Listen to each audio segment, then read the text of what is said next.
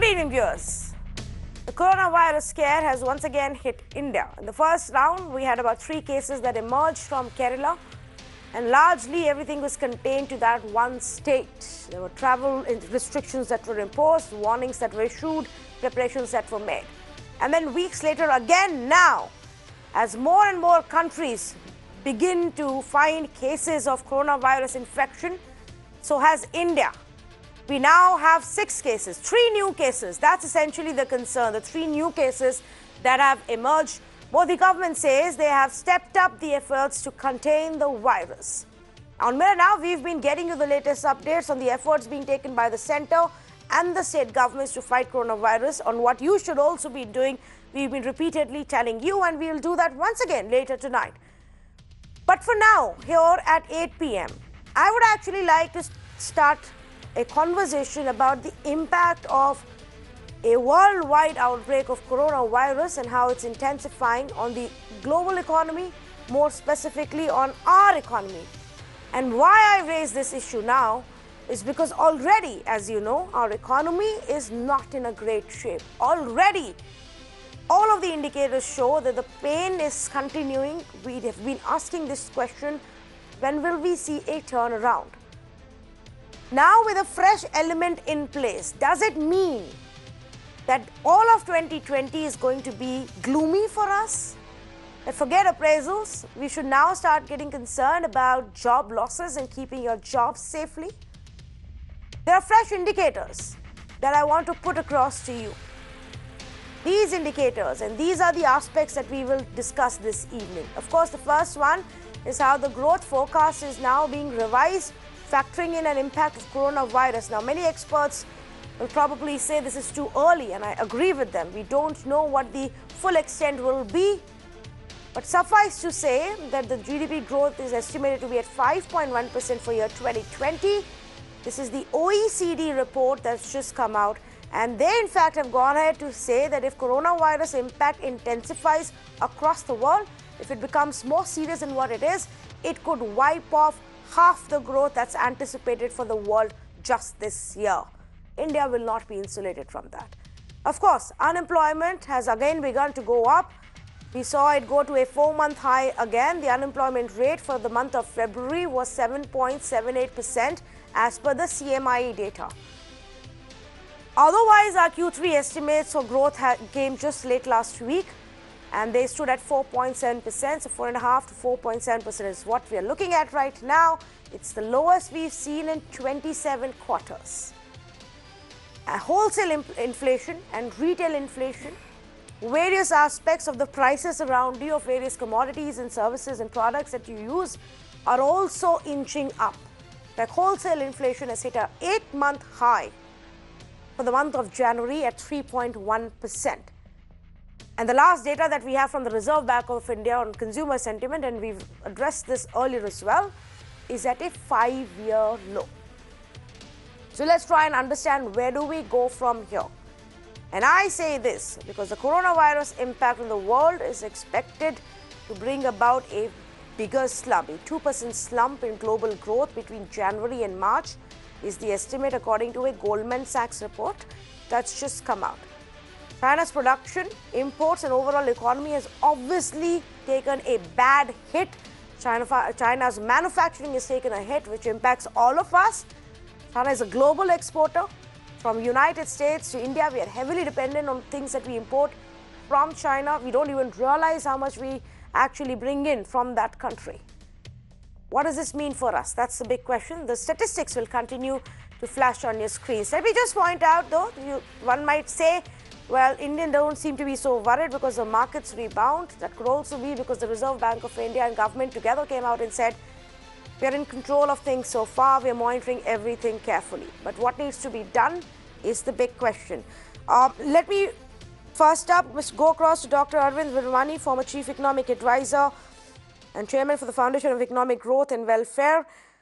Good evening, Dr. Brinda. You know, the basic question, when you have had conversations about the state of our economy, does it mean that our growth revival period gets longer, that it will take us now more time to get back on the growth track because of what coronavirus is doing to the world?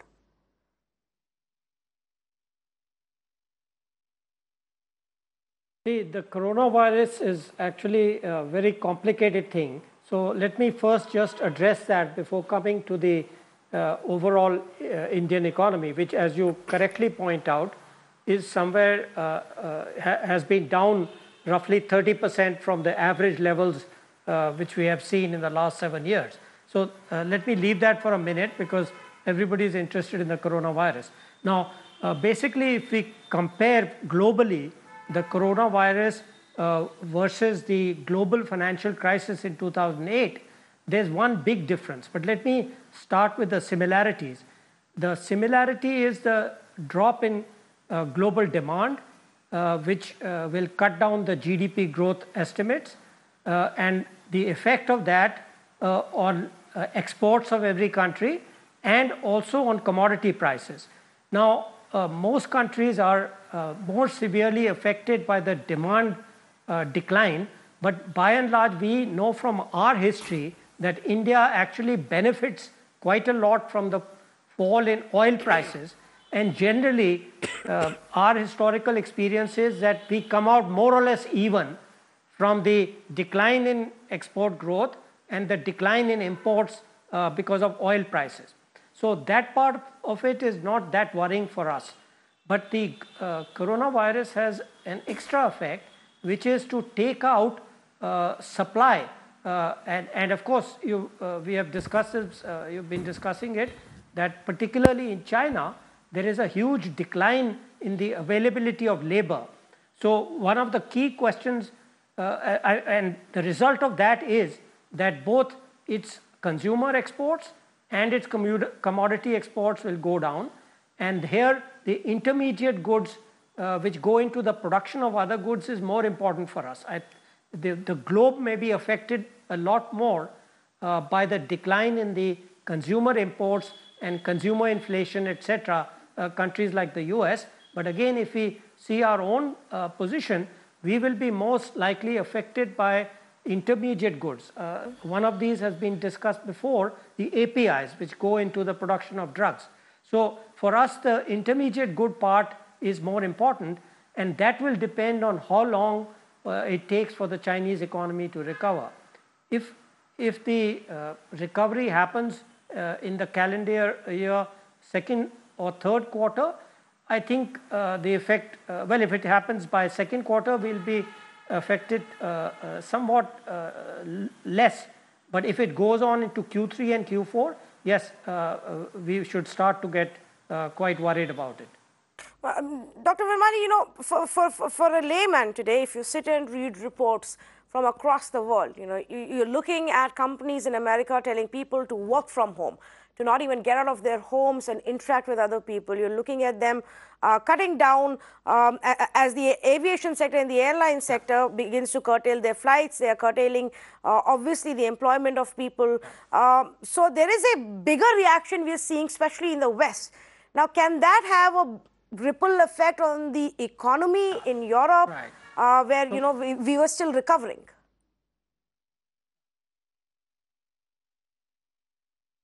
So it's important to understand that the countries which had more interaction with China, USA is the largest importer of goods from China. So there's a lot of movement of people which goes along with trade, investment, etc. So as far as I can summarize, what I am seeing is those countries which had a lot of interaction with China are being more severely affected by the coronavirus, and therefore there the risks and the dangers are much higher. Now, India, we have a large deficit with China, but you know, our interactions are relatively limited compared to the size of our economy. Partly it's because our whole export-import, our international trade is not that high, and the economy is not dependent on it. So you're quite right. There are many countries, because of their large interaction. Italy is one surprise. People didn't know how much interaction they had with China, but it seems that the luxury goods, which Italy is a big exporter of, were really being manufactured in China, and there was a lot more interaction. So it depends on the interaction.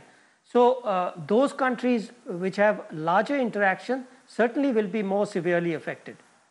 And just a quick question before I let you go on otherwise the state of our economy and what has been done in the last 6 months. If we are beginning to actually see any effect of the steps that the government has taken.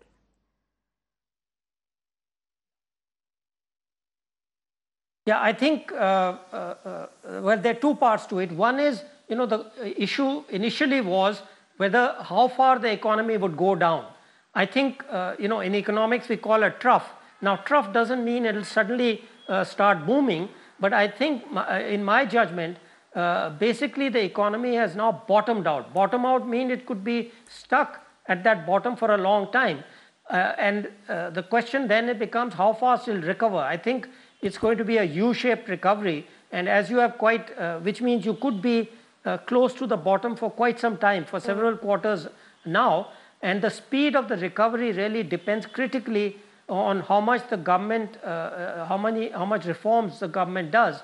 And unfortunately, I don't think it has done enough to say for us to look forward to a quick recovery, let's say by next year or so. So the recovery could be prolonged and slow and stretched out over several years, if nothing else is done. Over several years, slow and prolonged, says Dr. Virmani. Thank you so much. As always, pleasure to have you on our show with your views. I'm going to open this up for our panel right now and also say good evening to Gopal Agarwal, National Spokesperson for the BJP, Dr. Brinda Jagirdar, Senior Economist, and with me in our studios this evening, Dr. Ajay Dua, former Commerce Secretary. Dr. Dua, let's begin with you. And let's take off from the point that Dr. Virmani was making. Do you agree that not just this year, but perhaps it will take us longer than that to see some turnaround? I didn't quite understand how he came to that appreciation. Right now, we are seeing some green shoots of recovery from the economy, from where we were in Q2 in particular.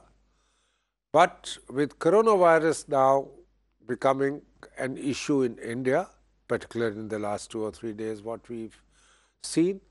But more important than that, I would say the very fact that China sees 3 kinds of immediate developments which impact us. India wasn't immune from, already not immune from what was happening around the world, globally. Number one, the Chinese, several thousands of Chinese factories have closed down. Yes. Chinese government may or may not have said that. We have satellites showing that NOx emission. Correct. In not only they have Wuhan. Cleaner air now. Yes, that you have cleaner air and they are no longer emitting the NOx which they used to. That means manufacturing is down. Yes. Second, China probably, Tanvi, shipped out more stuff out of their ports than most Asian countries, I would say, than the Asian countries put together. I understand, on an average, China pushes out 7,15,000 containers a day from their ports. Those ports have also virtually come to a grinding halt.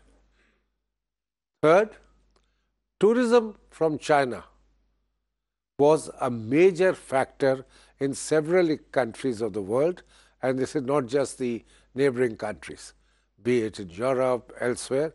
It was the Chinese who were going there and keeping up the whether it was air travel, hotel industry, and all the kind of related activities.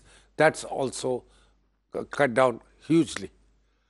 With these things happening, how could India, which is now a part of the supply chain, supply chains may not have necessarily originated in China, which impact us, some of them directly. Yes. But where China was an important link. Yes. So if those have got disrupted because of the 3 developments in China, which I mentioned over the last 5 weeks, certainly we have to feel the heat of it. Right. I understand as many as 50,000 Indian companies are impacted by the supply chain disruption. Yes. And there, some of them was very critical for us. For instance, we all talk about pharma, Yeah. where the APIs, particularly for our generic drugs, antibiotics included, for Yes. which we are both a very large consumer. Yes. You know, we consume far more antibiotics than we should be, and elsewhere the world is far more careful about it. Similarly, stuff like paracetamol, etc., for which we were known to be exporters. Those are going to be hit very Yes. shortly. Stocks are running out. Second, our exports of automobiles. Absolutely. And in that, I'm particularly talking about engine parts and electrical parts in cars. A lot of them are dependent upon the Chinese imports from China. And a third large export of ours, as well as consumption, is electronics. Yes. All kinds of electronic items, particularly the chips. Yes. Not just semiconductor, the chips, Absolutely. be it for our mobile telephones, for our appliance, white goods, all of them are today facing a crunch that let's be very careful about how liberal we are in using them, Yes. because we do not know whether replenishments after a few days will take place or not. Absolutely. In Having fact, said that, yeah. all that I'm just trying to say is we are certainly impacted, and I hope we do not also have this much greater incidence of the COVID-19 in India, Absolutely. because then the impact is going to be humongous.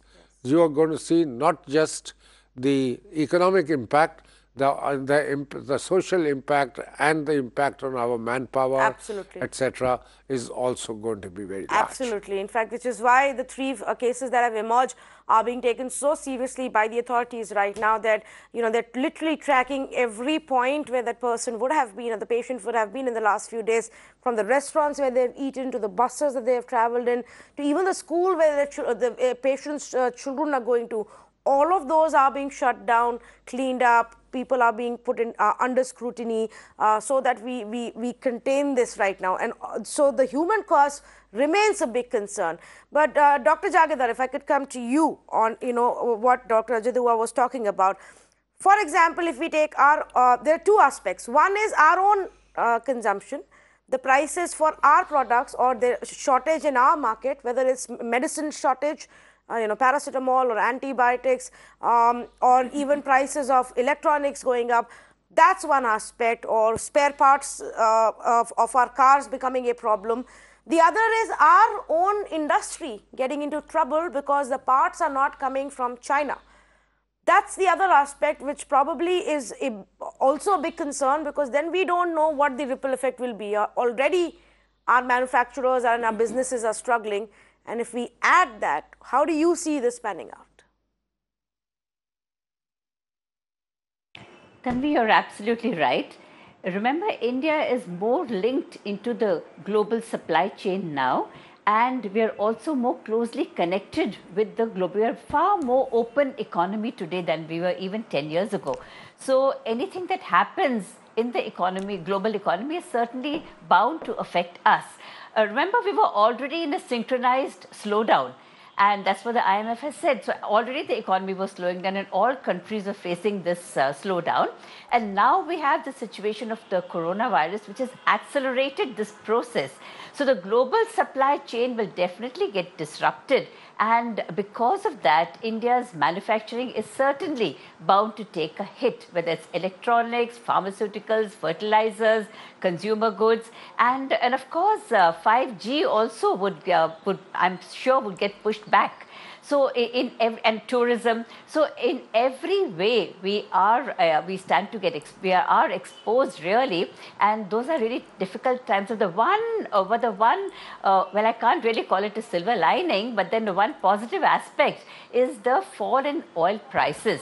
Oil touching about 50 or so now is definitely good for the Indian economy, our current account, our fiscal deficit, our inflation and growth. So that and of course overall commodity prices getting softened.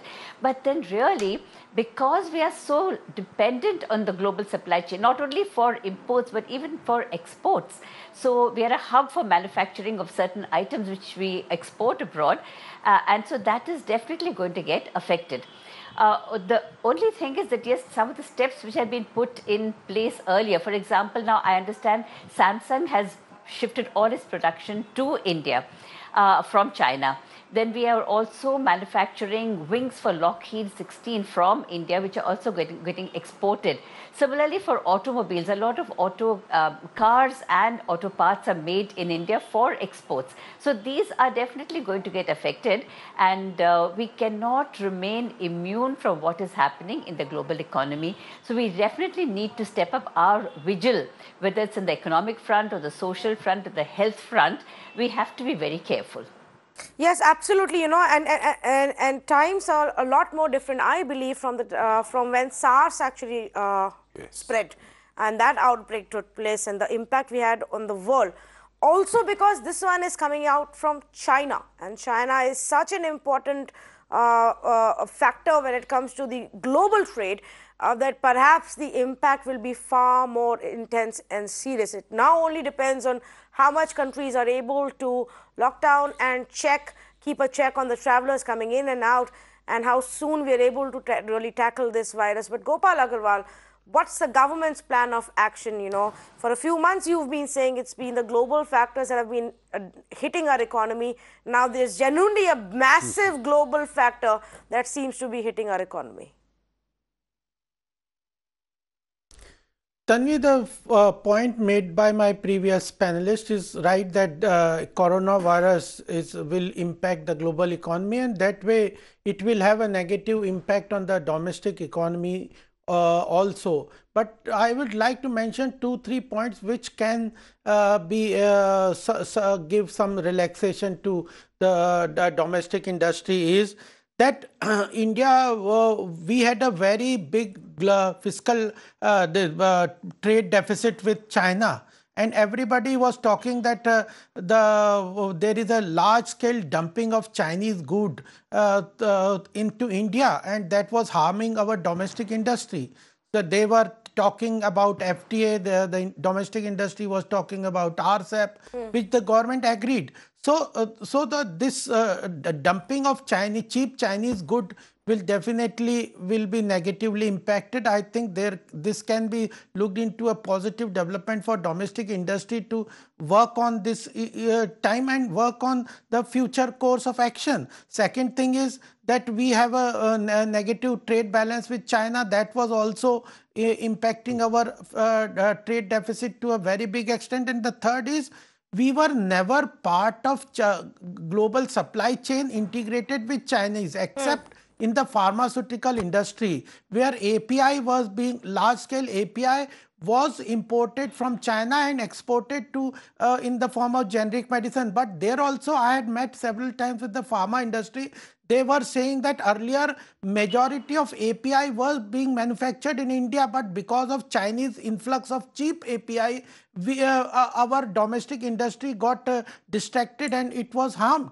So we have again a chance to improve our API industry also. I think these are and there is an issue of oil price falling. That's also a positive effect. So there are certainly a negative impact of coronavirus. But I think it's a short-term impact. Ultimately, when you say short-term, how short-term? That it will has to pass off. Yes, Mr. Agarwal, but we don't know yet. 3-4 months, I think it will not be. No, we don't know. I don't know. But ultimately, this kind of virus attack cannot prolong to a very large extent, but it will have impact. But I don't think India should be that much worried on the economic front. Okay. The issue of health, the other thing, prevention, that's are important thing. But I think with our competition from China, and our trade deficit, our not integration of global supply chain with the Chinese industries and cheap import, all these things, and lowering of the petroleum prices will definitely tide us over the crisis in a very short Okay, term. Dr. Dua, I can that think happen? Indian Can we economy use this? does not need to be Certainly, panicked. Can we use this as an opportunity to Tanvi, lower the our dependency on opportunity China? is the softening of the commodity I think prices. Tanvi, Yes. just Certainly, 10 seconds more. accept Tanvi, that 10 point. seconds. That Okay, I'll just give Challenges him 10 are, seconds more. Yes. yeah, Yes, Gopal Agarwal. challenges are always an opportunity if you can make use of them. Otherwise, they become a big challenge. So I think the government is well prepared to take it as this challenge as an opportunity. Industry should come forward. Yes, They that's the had been point. always And you talking said it about yourself, Mr. this Gopal Chinese Agarwal. onslaught. Yeah, that's the point. You said it yourself. The government may have an intent, but it's the industry that needs to show that. It's the industry that needs I was to coming actually exactly respond. to that. Yes. The fact of the matter is, you asked earlier about the SARS Yes. of 2002-3 and the COVID-19. Yes. Over these 17 years, Tanvi, China has become a force in the world. Absolutely. Chinese economy in this 17 years has tripled. Yes. Almost every 5 to 5.5 years, Yes. doubling up. At that particular point of time, just if I recall, the trade between China and India was a meager $4 billion. Today, that trade is $57 to $58 billion. So we have become, be it APIs because they could make it cheaper, be it solar panels or whatever. The fact is our relationship, trade relationship with China is now a significant one, even if there is a trade deficit against us. Yes. The second, the fact of the matter remains that you cannot fill up the gap which is getting, or space which is getting vacated because the Chinese have a problem. Because to capture the international market, you have to do whole lot of things. It is not, and we saw that when China-US trade war was at peak. Everybody said India can step in. But we have not been able We to. haven't been, because to get a foothold into the international market, you have to be taking action on a whole lot of fronts consistently, including in your macro parameters. Right. Third, I would say the industrial competitiveness, Right. which is the most important thing in the area of exports, doesn't come about overnight. That comes in through a whole lot of things, including attracting cheap capital. That means one factor of production. And when would that happen? When you start having mechanisms for enforcement of contracts. Right. If you keep on they're not honoring those, Exactly. nobody is going to put long-term money, which is cheaper than even if our banks were willing to lend. Right. And finally, I would say the industrial competitiveness also comes when there is scale, economies of scale. If demand keeps on shrinking in India, how would the industry be able to reduce its price? Right. So action on several fronts, and I would say that advantage to us, all right, $18 to $20 billion because of petrol bill coming down. Right. But that's a pittance, I would say, except that it helps your fiscal deficit in the overall size of the economy. This is not going to make too much of a difference. Okay, yes. Mr. Gopal Agarwal wanted to make a point before I go to Dr. Jagirdar. I would like to tell that this petroleum prices is one thing which can be used as a positive impact. One thing, our economy needed capital. That was one of the biggest problem. And in this budget also, Nirmala ji opened up our domestic bond market and even corporate bonds for sovereign funds, pension fund, insurance funds. And I think that flow will come to India because investment opportunities will attract those funds also. And the government is present also pushing up for large scale infrastructure expenditure, and that is also helped the industry, because you see NSO data told that government expenditure has increased in first and second quarter, and we had improved our estimated GDP growth in first and second quarter. So there is a positive sign on the economic growth. Government has come out with a very pro-business, pro-wealth creation budget, and it was prodding industry to come up for investment. So these are an opportunity for them to invest. The banking sector is also being pushed by the government to lend to finalize the project and finally decide on the project financing, etc. So government is pushing for project financing to the bank.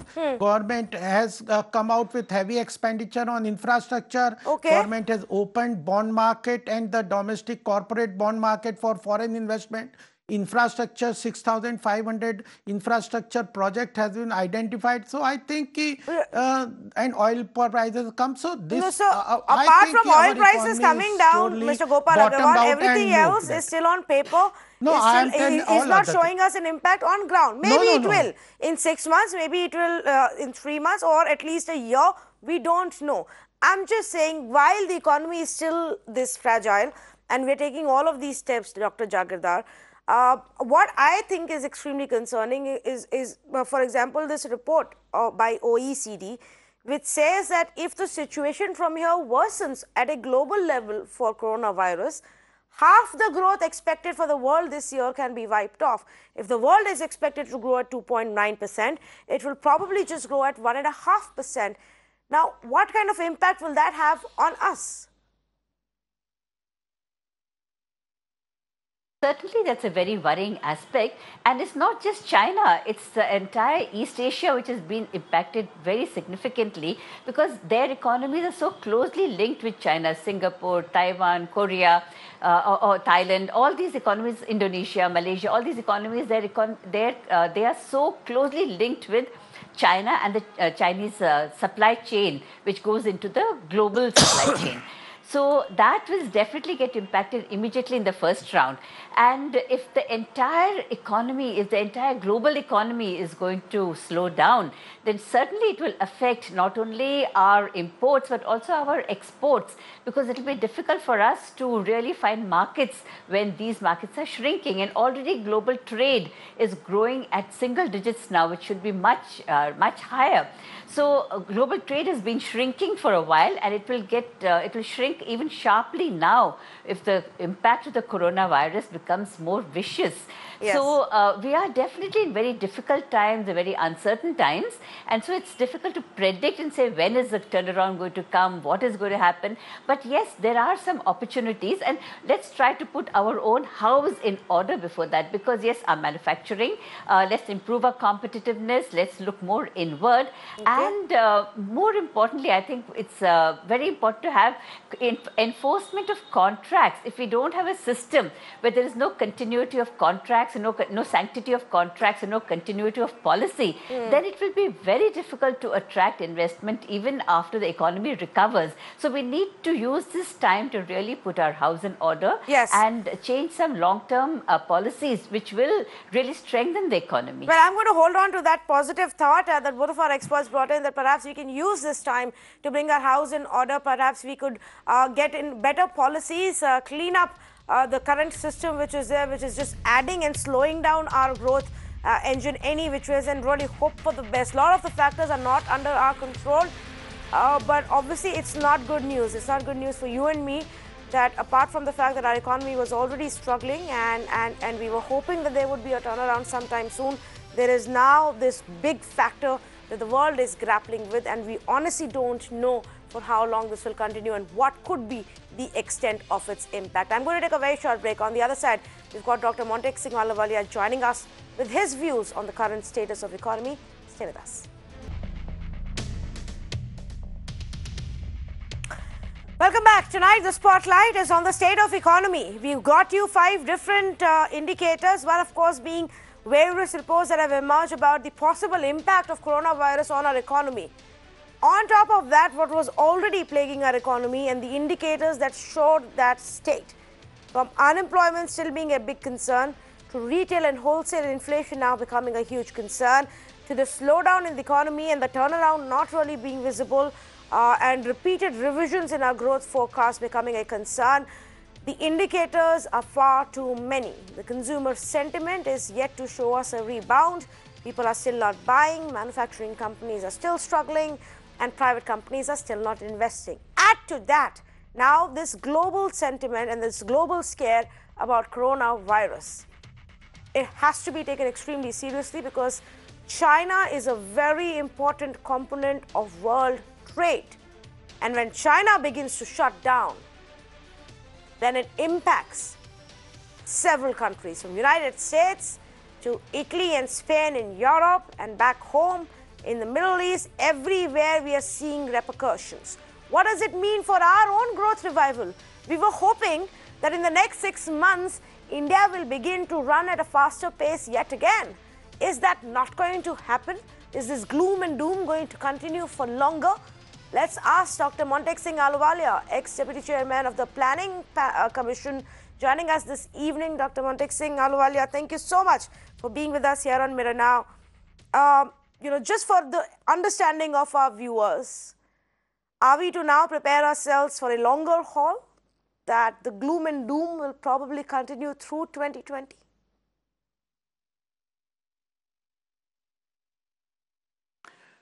Well, let me say that we had slowed down even before the coronavirus hit us. So actually, we were not growing rapidly. We were actually slowing down very significantly. And it was also felt that the reasons for the slowdown are not just cyclical. So it was not going to quickly reverse itself. Now, what has happened since then is that the coronavirus has introduced a huge amount of uncertainty with a downward bias, if you like, in the world economy, which is only negative. So we don't have any good news on that front. We were confronted even in the beginning with not very good news, so the challenge is that much greater. Let's begin with coronavirus for a bit, and then I will come to the rest of the Indian economy and what was already happening. In United States now, they're completely shutting down travel to many countries. The companies have asked people in a few cases to work from home. There are lots of precautions being taken. Obviously, with all the Chinese ports shut, nothing is getting out of that country. So even in our own, for our own economy and manufacturing, parts are not coming in. Components and ingredients and products are not coming in. And that's become a big concern. Europe itself is now looking at a bigger concern, with Italy and Spain getting more patients. I'm just trying to understand, Dr. Ahluwalia, that what does this mean for world trade? And in that scenario, what does it mean for India that does have a huge amount of trade with China? No, it's clearly negative for world trade. Look, any disruption of world connectivity and world trade is negative for the world economy. It's negative for the economies that are most connected with the economies that are affected. And as you say, we have substantial reliance on China for certain kinds of imports. Of course, in the longer run, we can diversify, but in the short run, the next 6 months or so, that is not going to be very easy. So we must assume that whatever we thought was the earlier likely growth rate, which, as I've said, wasn't very high, can only be lowered a little bit because of the coronavirus. I mean, I've seen global estimates of lowering of the growth rate by something between 0.1 and 0.2%. Now, for different countries, it could be more or less than that, but nobody is benefited by this. This is definitely going to be negative for everyone. And that's quite apart. That's quite apart from the burden that we will face in handling the coronavirus threat ourselves. Yes. Because it's not a small, it's not a minor thing. And if the WHO actually declares it a pandemic, yes, many people would say that we would have to spend a lot of resources in trying to get this under control. Yes, and that's an additional cost, a human cost, as well as what we will have to spend on then tackling that pandemic. From 8% to 4.5% to 4.7%, that was our growth trajectory effectively, Dr. Ahluwalia, in less than a year, from January last year to just the third quarter of FY20. That's how quickly our growth has fallen. Should I then ask a question now that with an added burden that's of not coronavirus? Because of the, let me explain just 1 second. That decline is not due to the coronavirus. Absolutely not. That decline has been taking place over the last 2 or 3 years. Yes. Yes. I'm just asking you, with the added burden now of coronavirus and how that may impact the global economy, could we possibly be looking at a recession? Is that a possibility now? We were simply talking about a very serious slowdown. Could it be a recession for our country? I don't know what you mean by a recession, in the sense, do you mean negative growth? Because that's what very often people mean by a recession. I don't think we'll actually get negative growth, but the recovery from the 4.5% will be much more difficult than was thought earlier. I mean, it was difficult even earlier, but this will only make it more difficult. What can the government do? Well, that's tough. I mean, most of the things that the government needed to do in order to get out of the slow growth remain valid even today. Because, you know, if you think the underlying growth potential was around 7.5% and the growth was brought down to 4.5%, a lot of that had to do with taking care of the structural problems that had arisen. This slowdown was not just cyclical, it was structural. Now, many people have talked about, you know, the two critical areas where we need to do better. I mean, one is the revival of private investment. Because private investment fell very sharply, and that led to a loss of demand in the economy, which actually led to a loss of production. Now, people have also talked about reviving consumption. But, you know, when income goes down, consumption goes down, and if people fear that income is going to go down further, until the signal to the consumers is that the fears on income are not valid, they are not likely to raise their level of consumption. So really, much the best thing to do is to focus on the revival of investment. Now, there are many things that the government needs to do to bring that about. One of them, I think, is taking care of the problems faced by the banking system and the non-bank finance companies. You know, rapid growth cannot take place if credit expansion is not taking place. And for a variety of reasons, I mean, bank lending has actually sputtered. So that's one area that the government needs to address. It has said it's trying to address it, and we have to see how well they can do that. You know, the other big issue really is exports. And of course, with the uncertainty introduced by the coronavirus on global trade, in the short run, it won't be very easy to expand exports. But we should assume that somehow the coronavirus problem will come under control, and look at the 2 to 3 year horizon, what we need to do. And I think on exports, there are many things we need to do. One of the things we need to do is not to raise our customs duties. I think one of the steps that the government has taken in this budget and also in the previous budget is to reverse a long-standing policy that we must reduce the level of customs duties to increase the level of competitiveness in the economy. I know that there are different views on this. I mean, many people think that raising customs duties will give a boost to manufacturing. I mean, it'll give a boost to the sector that you protect, but it will actually make the economy as a whole much less competitive. So I personally do not think that was the right thing to do.